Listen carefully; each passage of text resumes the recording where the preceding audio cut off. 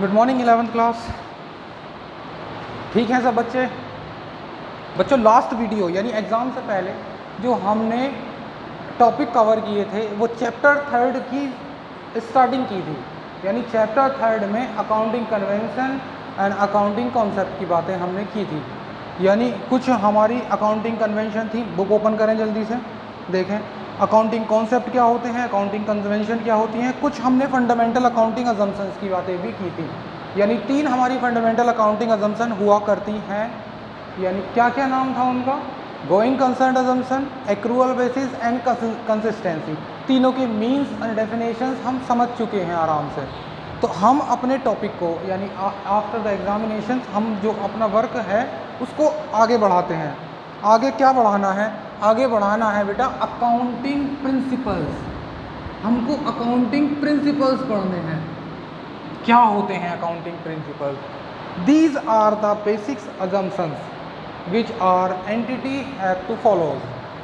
यानी business entity को ये हमें फॉलो करनी है और हम अकाउंटिंग प्रिंसिपल्स यानी रूल्स होते हैं। प्रिंसिपल्स क्या होते हैं? सिद्धांत की बातें कर रहे हैं और अकाउंटिंग करते समय हम इनको ध्यान में रख के अकाउंटिंग किया करेंगे। तो सबसे पहले देखें क्या आता है। सबसे पहले रूल अकाउंटिंग प्रिंसिपल आता है बिजनेस एंटिटी प्रिंसिपल। नंबर 1 है बिजनेस एंटिटी। तो क्या कहता है बच्चों ये प्रिंसिपल? बिजनेस एंटिटी प्रिंसिपल्स कहता है कि business and businessman are separate legal entities. ठीक है, यानी business are distinct from its owner. यानी क्या कह रहे हैं? मीन्स है बेटा कि एक मिस्टर ए, ये मिस्टर ए है, इसने एक बिजनेस स्टार्ट किया। ये लो एक बिजनेस स्टार्ट कर दिया। बड़ा ही सिंपल सा कॉन्सेप्ट है। ये लो इसने एक बिजनेस स्टार्ट कर दिया है ना, ये बिजनेस। तो ये कौन हुआ बच्चों? दिस इज कॉल्ड ओनर, है ना, या प्रोपराइटर।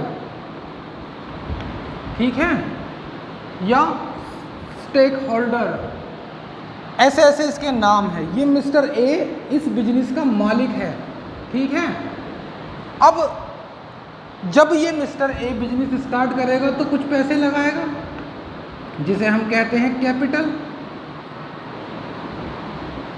ठीक है, अगर बिजनेस में पैसे लगाता है तो कैपिटल, विड्रॉ करता है तो कहते हैं उसको ड्रॉइंग। हाँ, ये तो चैप्टर 2 की बातें हो रही हैं बच्चों। हाँ बिल्कुल हो रही हैं 2 की बातें। तो ये देखो, जब भी बिजनेसमैन यानी मालिक अपने बिजनेस में कुछ लगाता है तो लिख रहा है, निकालता है तो लिखता है। ध्यान करो, पुरानी बात है कि मैंने बताया था कि हम जो अकाउंटिंग करेंगे वो इसके पॉइंट ऑफ व्यू से करनी है, इसके पॉइंट ऑफ व्यू से नहीं करनी है। किसकी वजह से था ये? किसकी वजह से था ये रूल्स? ये रूल्स था इसकी वजह से। क्यों?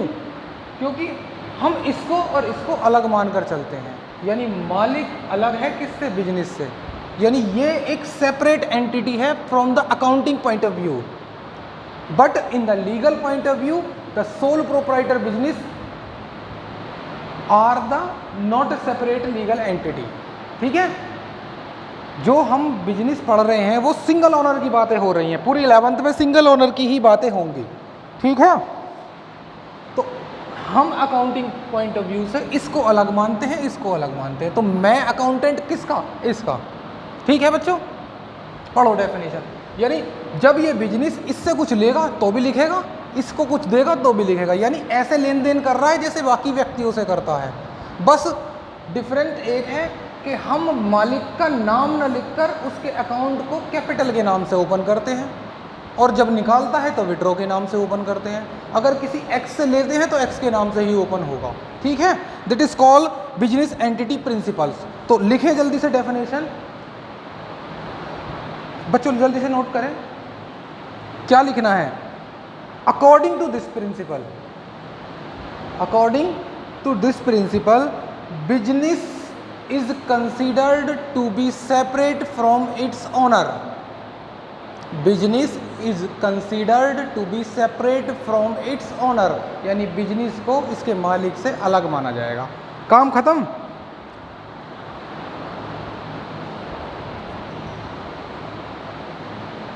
नोट कर लिया जल्दी से। अब अगले पर आते हैं, नेक्स्ट पर। नेक्स्ट क्या कहता है, एक आता है concept money measurement principles. Number 2, money measurement.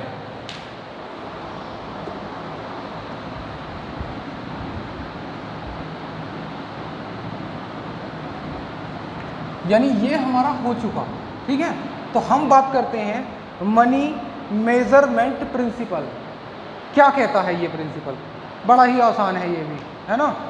समझो, हमने बिजनेस में ट्रांजैक्शंस जो रिकॉर्ड करनी है, मैंने एक बात बताई थी लास्ट वीडियो में, ट्रांजैक्शंस एंड इवेंट क्या होते हैं। हमने एक कार खरीदी और कार खरीदने पर हमारे पास क्या हुआ, कार आई और हमने पेमेंट दे दिया होगा, या फिर कार आई होगी हमने पेमेंट नहीं दिया होगा तो लायबिलिटी ड्यू हो गई होगी हम पर। दो बातें हो सकती हैं। तो उस कंडीशंस में इवेंट क्या हुआ, इवेंट हुआ कार खरीदना। कार खरीदना इवेंट है। ट्रांजैक्शंस क्या है, कार आई और लायबिलिटी ड्यू हुई या फिर पेमेंट गया। दो बातें हुई ना। ट्रांजैक्शन का मतलब लेन देन, लिया क्या, कार, दिया क्या, कैश, ठीक है। लेकिन इवेंट क्या है, कार परचेज। तो ये हमारी घटना थी। लेकिन हम एक चीज़ रिकॉर्ड करते हैं।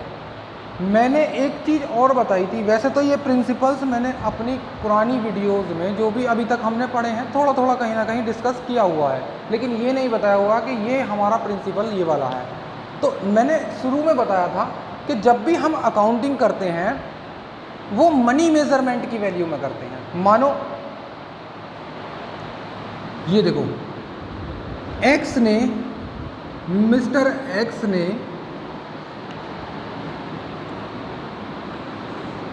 बिजनेस स्टार्ट कर दिया और इस बिजनेस ने एक कार खरीदी। रिकॉर्ड करेंगे क्योंकि कार की वैल्यू मान लेते हैं 1 लाख रुपए है। तो हमने कार को मेज़र किया या नहीं किया, मेज़र किया मॉनेटरी टर्म्स में, यानी पैसे में उसको मेज़र किया और रिकॉर्ड कर दिया। कार कितने की रिकॉर्ड हुई, 1 लाख रुपए की। क्या हमने कार का कलर रिकॉर्ड किया, कार की क्वालिटी रिकॉर्ड की? नहीं। अकाउंटिंग करते समय जनरल एंट्रीज में जो भी कुछ अभी तक बताया या मैं आगे कुछ बताऊंगा उसमें सिर्फ हम उसकी मॉनेटरी वर्थ को रिकॉर्ड करेंगे, ना कि हम उसकी क्वालिटी को या एट्रीब्यूट्स को। तो उससे हमें कोई मतलब नहीं है, ठीक है बच्चों। अब आगे ये देखें, पढ़ें इसकी डेफिनेशंस क्या कहती है। अकॉर्डिंग टू दिस प्रिंसिपल, लिखते रहें, नोट करते रहें, मैं यहीं से ही बताऊंगा, लेकिन इतनी लंबी डेफिनेशन हमने आपको नहीं लिखवानी है, ठीक है।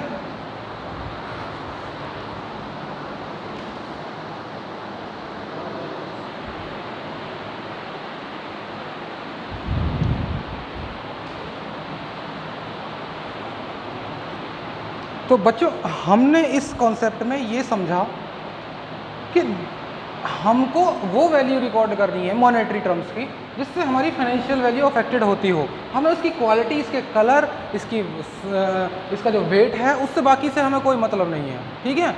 तो मनी मेजरमेंट प्रिंसिपल कहता है, लिखो जल्दी से, नोट करें। According to this principle transactions and event are to be recorded in the money terms.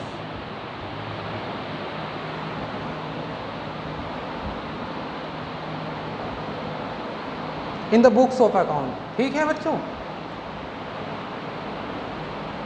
दो हमारे प्रिंसिपल कंप्लीट हो चुके हैं। कंप्लीट है बच्चों। नेक्स्ट प्रिंसिपल पर आओ।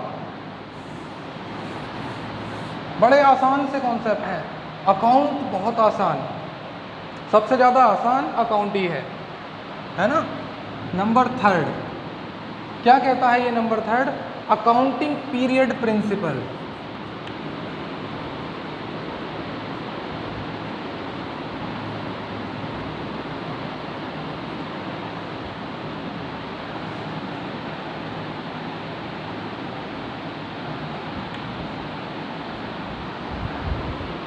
देखो एक बात याद रखो, एक मिनट रुको।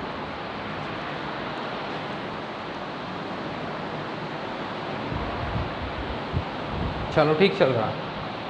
एक बात याद रखो, मैंने ये बताया कि बिजनेस करते समय एक कॉन्सेप्ट था अकाउंटिंग प्रिंसिपल्स पर आओ। सबसे पहले मैंने अकाउंटिंग फंडामेंटल अकाउंटिंग अजम्पशंस को निकालो, कहाँ थी? निकाल ली सबने बच्चों ने? याद करो, गोइंग कंसर्न अजम्पशन में मैंने आपको क्या बताया था कि business will continue at the infinite period of time. यानी गोइंग कंसर्न अजम्पशन के अकॉर्डेंस हम ये मानकर चलते हैं कि बिजनेस कब तक चलता रहेगा, चलता रहेगा, चलता रहेगा इनफाइनाइट पीरियड तक। यानी गोइंग कंसर्न अजम्पशन कहता है कि बिजनेस इनफाइनाइट पीरियड तक चलेगा। हमारी इनिशियली बिजनेस स्टार्ट करते समय, मैं ये लिख रहा हूँ गोइंग कंसर्न अजम्पशन, GCA, है ना। तो ये क्या था? गोइंग कंसर्न अजम्पशन कहता है कि बिजनेस इनफाइनाइट पीरियड तक चलेगा। बिजनेस जब हमने स्टार्ट करा था तो हमारा कोई इंटेंशन नहीं था कि हम उसको 2-4 दिन बाद बंद कर देंगे। यानी बिजनेस करते समय हर बिजनेसमैन की जनरल थिंक ये रहती है कि मुझे नहीं पता कि बिजनेस कब बंद होगा। अगर कोई इंसिडेंट हो जाए बात अलग है, लेकिन मेरी सोच ये है कि मेरा बिजनेस चलता रहेगा हमेशा, ठीक है। और अकाउंट जो बनाते हैं हम एंड ऑफ द पीरियड बनाते हैं।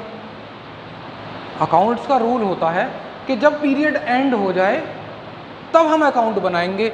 लेकिन गोइंग कंसर्न का पीरियड तो एंड ही नहीं हो रहा, वो तो इनफाइनाइट तक चल रहा है, कहाँ बनाओगे जाकर? तो ध्यान करो, इसके साथ हम इसको लिंक करेंगे अकाउंटिंग पीरियड प्रिंसिपल को। क्या कहा उसने? भाई अगर गोइंग कंसर्न कहता है कि बिजनेस इनफाइनाइट तक चलेगा, यानी उसकी लाइफ का पता ही नहीं है कब खत्म होगी, तो और अकाउंट बनाते हैं हम एंड ऑफ द लाइफ, यानी जब उसका पीरियड एंड हो जाता है। तो हम कैसे करें? अकाउंट तो मेंटेन ही नहीं होंगे, फाइनल अकाउंट तो प्रिपेयर ही नहीं हो पाएंगे। तो उस कंडीशन में हम क्या करते हैं, इस लाइफ को जो इनफाइनाइट है, जिसकी हमें टर्म्स ही नहीं पता, हम इसके छोटे छोटे पीस कर देंगे। ये लो, हमने इसको टुकड़ों में बांट दिया। कैसे? 1-1 साल के पीरियड बना दिए। इसका पीरियड कितने का बना दिया? 1 ईयर का। यानी हर 1 साल बाद हम क्या करेंगे? उसको एंड मान लेंगे, पीरियड को एंड मान लेंगे, और एंड होते ही सारा जितना भी टोटल है उसकी टोटलिंग करके उसके फाइनल अकाउंट तैयार कर देंगे कि क्या हमने प्रॉफिट हुआ, क्या हमने लॉस हुआ, या क्या हम पर बचा और क्या हमको देना है, ठीक है। अच्छा, ये हमने पीरियड एंड मान लिया, ये लो, ये पीरियड एंड मान लिया। फिर क्या? फिर दूसरा पीरियड दोबारा से शुरू होगा, फिर तीसरा पीरियड दोबारा से शुरू होगा। यानी ये हमने पीरियोडिकल बेसिस डिफाइन कर दिया। किसने किया इसके टुकड़े? Accounting period principle. क्या कहता है ये अकाउंटिंग पीरियड प्रिंसिपल? डेफिनेशंस भी लिखेंगे बच्चों। According to this principle the life of business, the life of business, GCA कहता है infinite, the life of business is divide small period of time, है ना। Life of business is distributed या divided in the small period of time. चलो लिख लें sir. According to the accounting period principle, the life of enterprises is broken in the small period so that performance is major at regular interval. Interval का मतलब ये जो break दिए हैं हमने, ये रेगुलर हैं और सेम ही होने चाहिए, सेम पीरियड है ना, ताकि हम, अब देखो इससे क्या बेनिफिट हुआ, इस 1 साल में हमने 10 रुपये कमाए, इस 1 साल में हमने 11 रुपये कमाए, तो क्लियर पता लग रहा है कि हमने इस साल से ज़्यादा 1 रुपये कमाए हैं। लेकिन अगर मैं ऐसा कर दूं, ये 12 महीने में हमने 10 रुपये कमाए, ये 15 महीने में हमने 11 रुपये कमाए, तो क्या मैं इसको कंपेयर कर सकता हूँ? नहीं कर सकता बेटा। इसकी लाइफ और इसकी लाइफ इक्वल नहीं है। हमने इक्वल लाइफ में डिफाइन करा है। इक्वल लाइफ में क्लियर करने के लिए हमने इस प्रिंसिपल को लेकर आए, ठीक है। तो हमारे 3 प्रिंसिपल कंप्लीट हैं बच्चों। मेरे हिसाब से ये लगभग 3 प्रिंसिपल में आपको कोई प्रॉब्लम नहीं आनी चाहिए। नेक्स्ट पर आते हैं।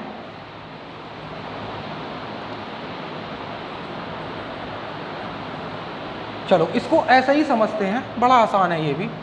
फुली डिस्क्लोजर प्रिंसिपल नंबर 4,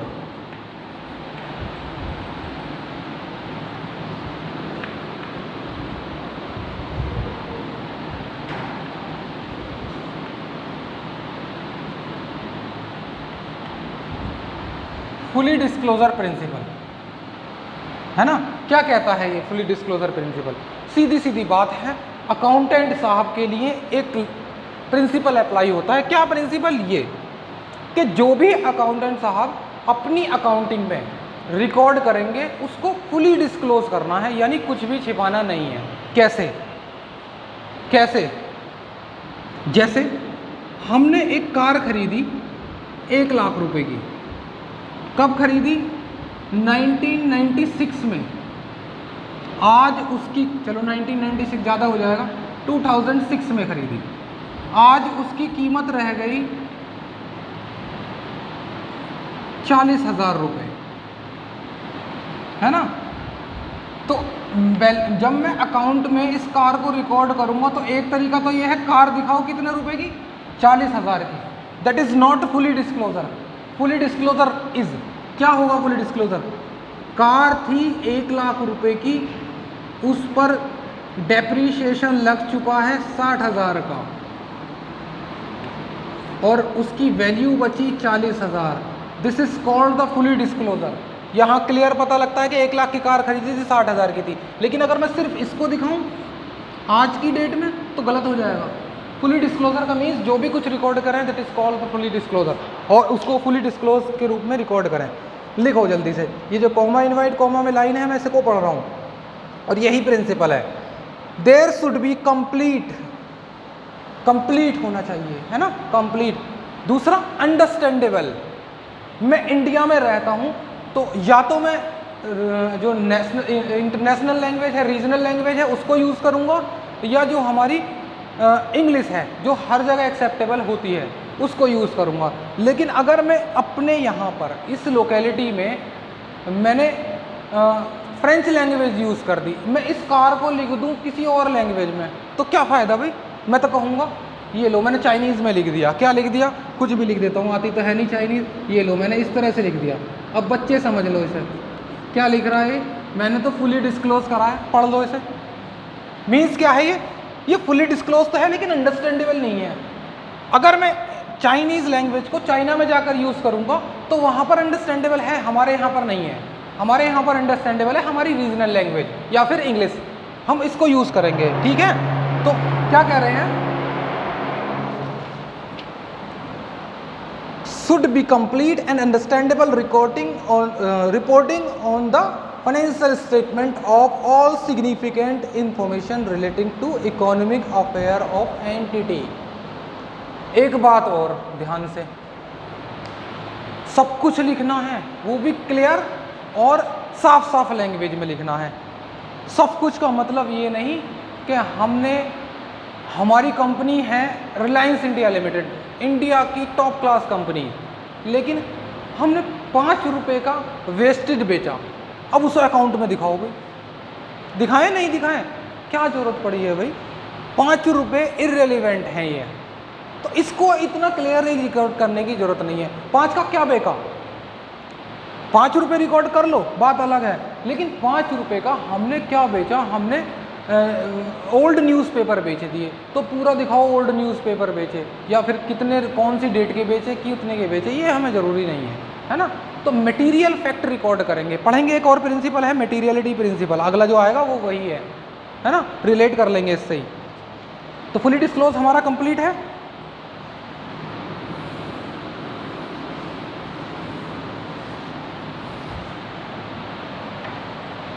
इसके बाद आता है नंबर 5, मटेरियलिटी प्रिंसिपल,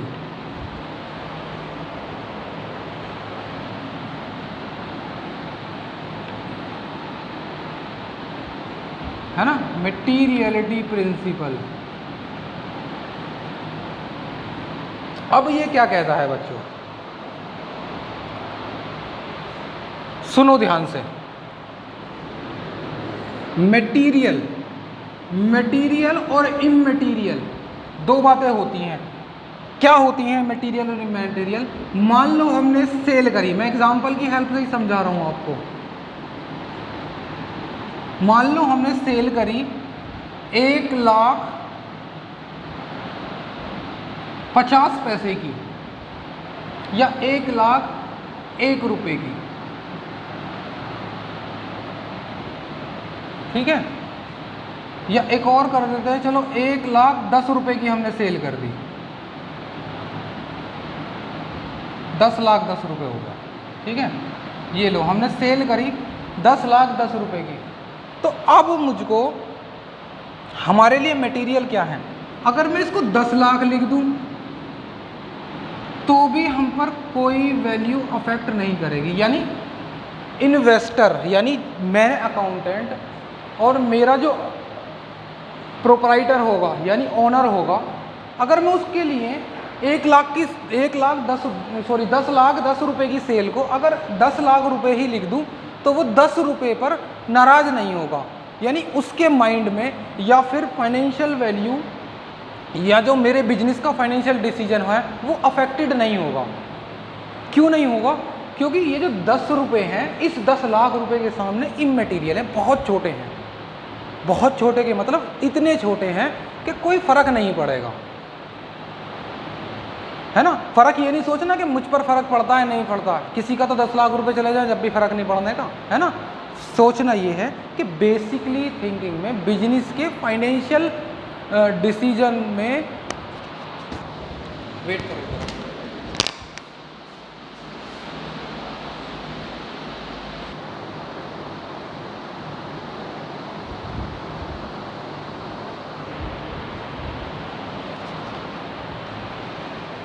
चलो बच्चों। तो यहाँ तक हमारा था मतलब कि 10 रुपये इमटेरियल हैं, यानी उनकी कोई वैल्यू नहीं है। मैं 10 लाख की इसको 10 लाख भी लिख दूंगा तो भी कोई दिक्कत नहीं होगी। यानी कोई भी इन्वेस्टर मेरे बिजनेस का, चाहे वो क्रेडिटर्स हो या फिर ओनर हो, उसके माइंड पर कोई इफेक्ट नहीं पड़ने वाला, या उसके डेटा पर जो फाइनेंशियल स्टेटमेंट है उस पर कोई खास इफेक्ट नहीं पड़ने वाला। तो इसके सामने हम इसको क्या कह रहे हैं, ये मटेरियल नहीं है, इमटेरियल है। तो मटेरियलिटी प्रिंसिपल कहता है कि हम सिर्फ मटेरियल फैक्ट रिकॉर्ड करेंगे। अच्छा एक चीज़ और देखो, मान लो हमने 15 रुपये की सेल करी तो मैं इसको 10 रुपये लिख दूं क्या? बेटा अब ये मटेरियल है। जब तो 10 रुपये की वैल्यू क्या थी, इमटेरियल, इस 10 लाख के सामने। लेकिन 15 रुपये में मैंने 5 रुपये गायब कर दिए तो ये तो मटेरियल है। तो यहाँ मुझे लिखना पड़ेगा, हमें ये देखना है कि ट्रांजैक्शंस का वेट कितना है, उसके सामने जिस वैल्यू को हम कम कर रहे हैं वो अफेक्टेड है या नहीं है, उससे कोई इफेक्ट पड़ेगा या नहीं पड़ेगा, ठीक है। तो ये मटेरियल है, यहाँ मटेरियल नहीं है। मानो एक और एग्जांपल ले लेते हैं, मानो मैंने करी 250.25, तो मैं इसको राउंड ऑफ नहीं कर देता हूँ क्या? राउंड ऑफ करके क्या करते हैं, 250 ही लिख देते हैं, है ना। क्यों कर दिया मैंने इसको गायब? ये इमटेरियल है, इसकी कोई वैल्यू नहीं है खास, ठीक है। लेकिन अगर मैंने सेल करी 1.25 की तो अब ये मटेरियल हो जाएगा। 1 रुपये 25 पैसे में 25 पैसे गायब नहीं कर पाने का मैं, ठीक है। तो हम क्या कह रहे हैं कि हमने इसको सामने वाली वैल्यू को देखनी है। राउंड ऑफ जो करते हैं, अब देखो 250.75, तो मैं इसको क्या लिख देता हूँ 251, तो ये मटेरियल हो जाएगा। तो मैं इसको राउंड ऑफ भी कर रहा हूँ सिर्फ इसकी वजह से ही कर रहे हैं। तो मटेरियल के सामने हमने उसकी रुपीज़ वैल्यू को देख रही है जिसको हम ख़त्म कर रहे हैं। क्या उसके ख़त्म करने से कोई फ़र्क तो नहीं पड़ेगा? अगर फ़र्क पड़ गया तो वो क्या हो जाएगा, वो मटेरियल हो जाएगा बच्चों। और अगर ख़त्म करने या होने या ना होने पर उस पर फ़र्क पड़ता है तो वो मटेरियल है, अगर फ़र्क नहीं पड़ता है तो वो इमटेरियल है। पढ़ो इस प्रिंसिपल को। The materiality principle refer to the relative information of an item और an event according to the, आगे लिखें डेफिनेशन में हमें क्या लिखना है, नोट्स में जो लिखने हैं हमें डेफिनेशन में, N item should B regarded as a material if there is a reason to believe that knowledge of it would influence the decision of informed investor। क्या कह रहा है, अगर यह बिलीव करा दिया जाए कि इसके नॉलेज यानी होने पर इन्फ्लुएंस करता है यानी अफेक्टेड करता है किसके, इन्वेस्टर के डिसीजन को, तो ये हमारे लिए मटेरियल है। तो अभी तक मैंने जो भी प्रिंसिपल लिखवाए हैं आपको डेफिनेशन जो बताई थी, सबसे पहले मैंने बिजनेस एंटिटी की बताई थी, तो नोट कर लें जल्दी से। बिजनेस एंटिटी में कहाँ तक थी, business is considered to be separate and distinct from its owner, यहाँ तक करनी है इस डेफिनेशन को। सेकंड में मनी मेजरमेंट था, तो इसको according to the money measure principle transaction and event that can be measure in the money terms are recorded in the books of account of enterprises, यहाँ तक याद करनी है, ठीक है। Accounting principle life of enterprises is broken into the small period so that performance is measured at the regular interval, यहाँ तक इसको करनी है। इसके बाद ये फुली डिस्क्लोजर वाला था, इसमें जो कॉमा इनवाइट कॉमा में जो हेडिंग है इसको करनी है। मटेरियल प्रिंसिपल में भी जो कॉमा इनवाइट कॉमा वाली है, कौन सी, an item should be regarded as a material if there is a reason to believe that knowledge of its would influence the decision of an inform investor. खत्म बात। तो हमारे आज 5 प्रिंसिपल्स कंप्लीट हो चुके हैं बच्चों। ये 5 प्रिंसिपल आपको याद करने हैं, एज इट इज़ ही याद करने हैं और समझने भी हैं, क्योंकि जब भी मैं पूछूंगा, चाहे वो लाइव सेशन लेकर आपसे पूछा जाए, तो मुझे आपसे सबके जवाब चाहिए, ठीक है। तो अवेयर रहना 11th क्लास, मुझे इसके क्लियर आंसर चाहिए, कोई भी बच्चा एक्सक्यूज़ नहीं करेगा इस चीज़ के लिए, ओके। इसके बाद नेक्स्ट वीडियो में कवर करते हैं जो भी कुछ होता है।